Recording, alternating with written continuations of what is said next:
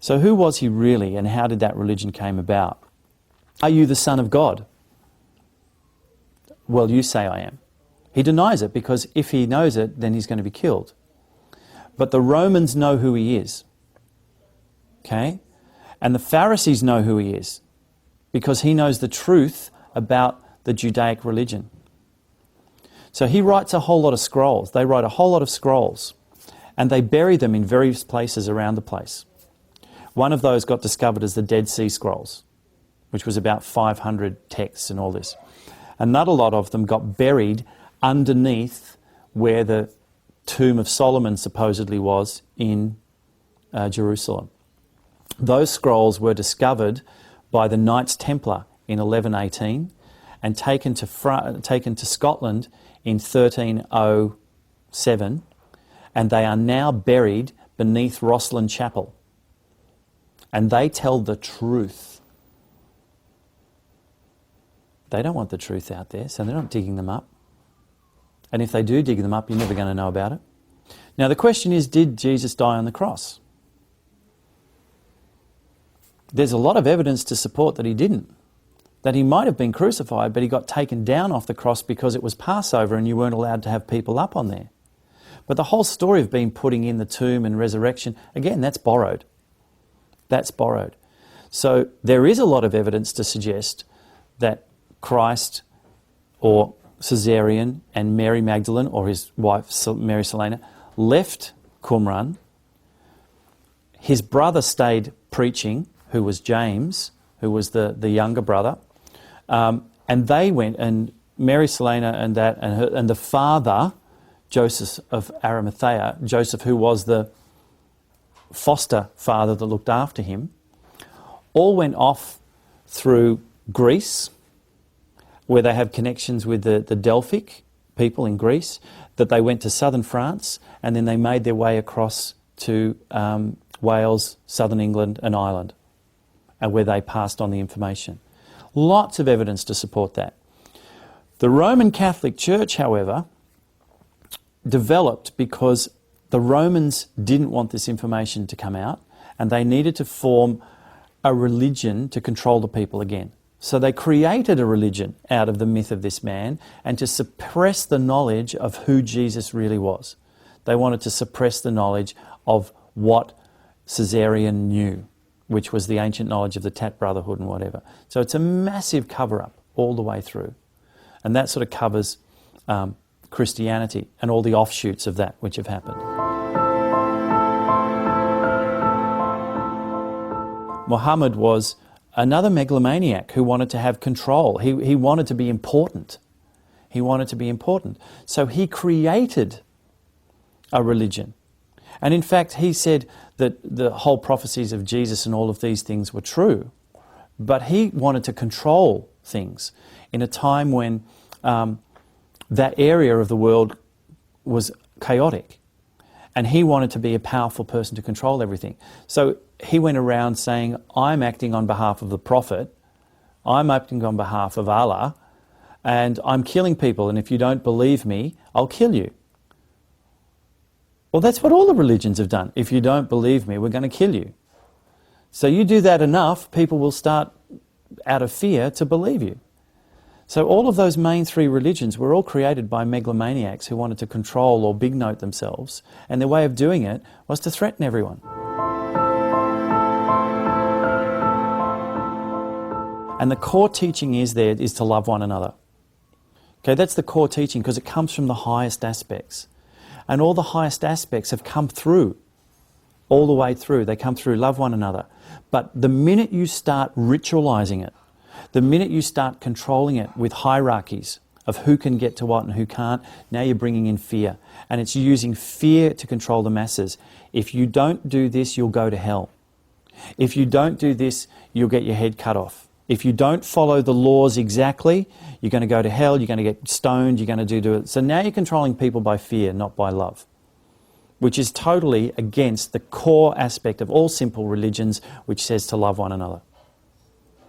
So all the stuff that's been added, which people say is the Word of God, is not the Word of God. It's the word of various people trying to put themselves up and control. And where does that come from? That's the Illuminati coming in and taking control and setting things up. And once you've created 2 or 3 religions, well, you can set them against one another. And that's why they created countries. Because now you can set countries against each other. And the thing is, the Illuminati create all the wars on the planet. And they've created them all since 1300. Okay? Because the Illuminati are the very first weapons merchants. They became so rich because of discoveries they made in the Crusades that they became richer than the state, richer than the church, and they were the power brokers in Europe. And they were the weapons manufacturers. So they sold weapons to everyone, and they're still doing it. The Illuminati supplied weapons to the Nazis and the Americans in the Second World War. And every single other war that you want to name, if you follow the paper trail, it all comes back to the same people were supplying weapons to both sides. So, of course, the more wars they are, the more money they make. And because they control the governments, what they do is they set the governments up against one another and they manufacture wars that aren't there so that they can continue to exploit the people, keep them controlled, because while they're fighting wars against one another, whether it's be religion or whatever it is, they can keep making money out of them and just exploit them. Exploit, exploit, exploit, use, use, use. And that's why they think people are stupid.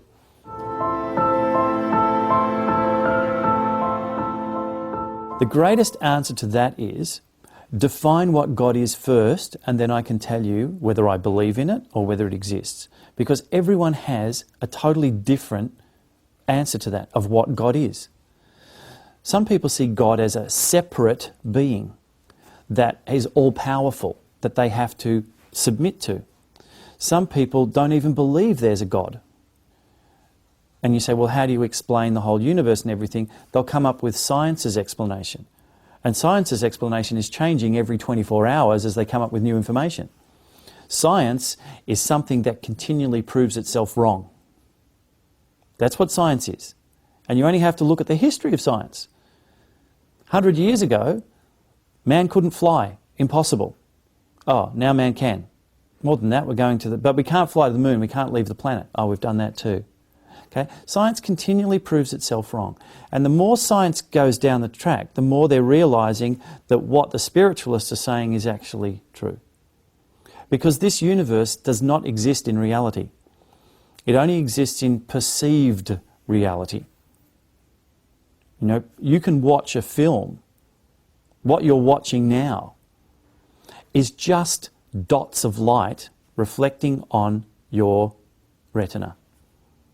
I'm not real. I'm not real. I'm just dots of light.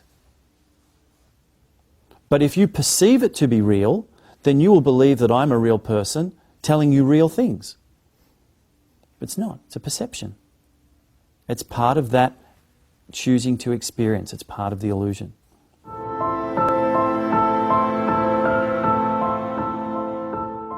Give you an image of a single-celled organism compared to the whole planet. That the single-celled organism is really only aware of its immediate environment. Well, we're the single-celled organism.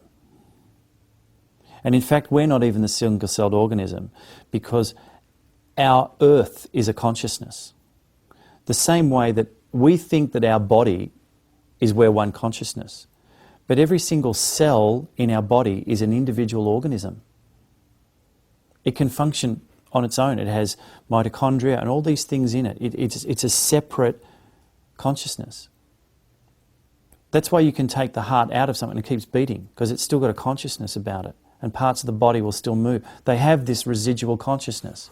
But over the top of that, we have an imposed consciousness of ourself.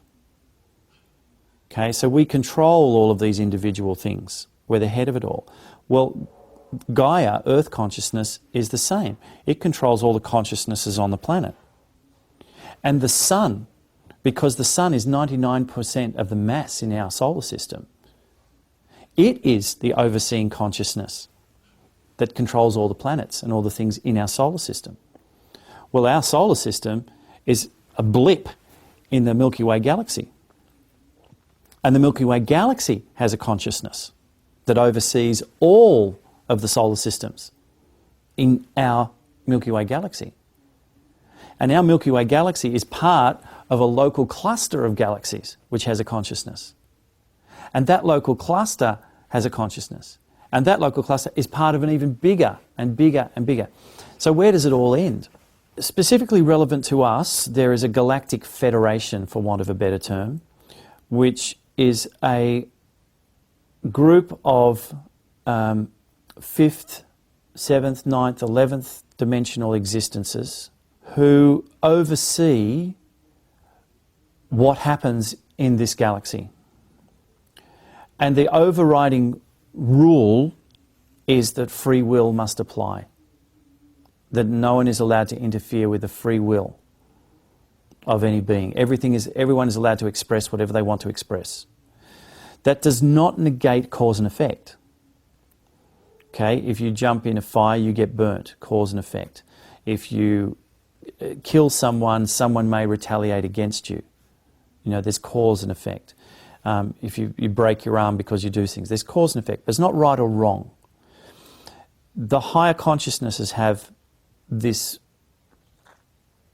guardianship to ensure that free will happens. But they understand, for instance, that the Drakos are playing the role they have to play as the bad guy because we see ourselves as a good guy. And so they allow that to happen. It's more, the galactic federations are more funnels of consciousness. Does that make sense? That the information funnels in oneness. So even though it's oneness, there are levels of perception that you can choose to see things. Okay, sorry, I'm just getting images coming through. You can stand and look out of the window of the first floor of a skyscraper and you will see certain things. You can take the elevator up to the 10th floor and now you can see more. You can go right to the very top and you can see everything. So your perception will change, and what you can see and be aware of changes depending on where you shift your perception to. And all of these different dimensional levels and the federations are all levels of perception. And they allow the play to unfold at different levels. It's like a play within a play within a play within a play within a play. And it's all allowed to unfold at that dimensional level. And we've seen films of plays within plays. Well, that's a level upon a level upon a level. What was the one? Inception? Perfect example of how things work at those dimensional levels. Most definitely. Look, this is a really exciting time to be here. Some of these beings, they merely just have to think and they're here, because time-space does not exist to them once you get to those dimensional levels of existence.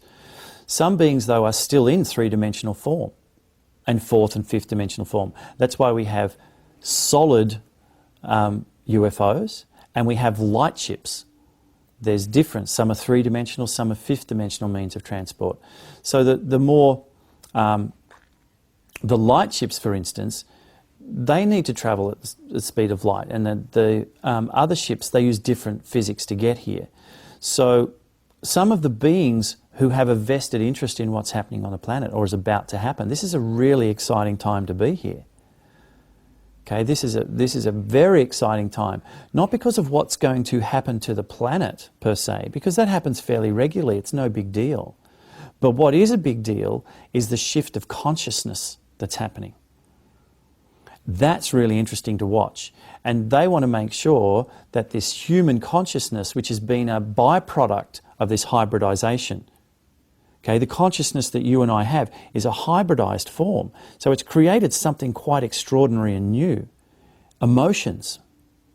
Emotions that can generate music, can generate literature, can generate art. This is new. This is why the human race is something quite extraordinary, because there's the detrimental aspects of emotions, but there's also this other amazing stuff. So they want to come through it because this is exciting, but they want to be careful that they don't allow a virus in that can affect all of these other things. So there's very much a possibility that the human race will be admitted to the next dimensional level, but with conditions, like a quarantine parole period.